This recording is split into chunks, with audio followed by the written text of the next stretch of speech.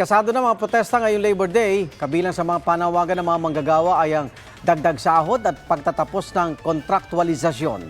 May unang balita live si Darlene Kai. Darlene. Iga, nagtitipon na rito sa Espanya, Maynila, yung mga miyembro ng BMP o Bukluran ng Manggagawang Pilipino at kabilang sila sa mga lalahok sa malawakang kilos protesta ngayong araw ng paggawa. At katulad ng nakikita nyo, marami na yung mga nandito. Inaasahang nasa 3,000 miyembro ng BMP o Bukluran ng Manggagawang Pilipino ang magsasama-sama dito sa Espanya ngayong umaga. Isa ang BMP sa 4 na major labor organizations na magsasagawa ng kilos protesta ngayong Mayo 1. Kabilang sa mga ipinapanawagan nila ang pagpapataas ng sahod ng manggagawa, pagtatapos ng contractualization, dagdag trabaho at pagtugon sa mga issue ng health at climate justice. Isa itong Espanya sa 4 na points of convergence ng mga major labor o points of convergence ng mga major labor organizations sa Maynila.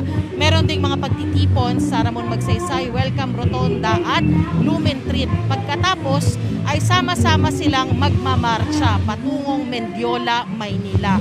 Ito na raw ang pinakamalaking pagkilos sa Mayo 1 mula noong 2018 ayon sa chairperson ng BMP. Inaasahan daw na hindi bababa sa 15,000 ang lalahok sa kilos protesta ngayong araw.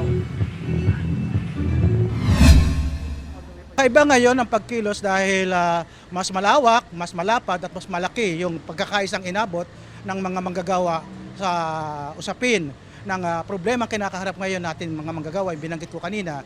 So itong mga isyong ito na nagtulak sa mga manggagawa at mga labor organization na magsama-sama sa Mayo 1. Kumpara nung mga nakaraan na kung saan may kanya-kanyang lugar, ngayon nag-iisa na lahat nagkasama-sama sa isang lugar.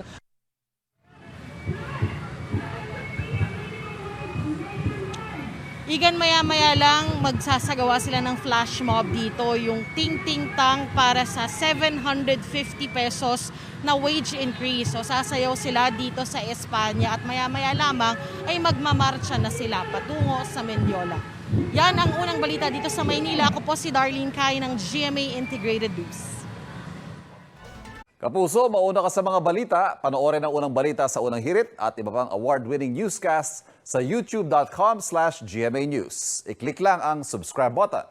Sa mga kapuso abroad, maaari kaming masubaybayan sa GMA Pinoy TV at www.gmanews.tv.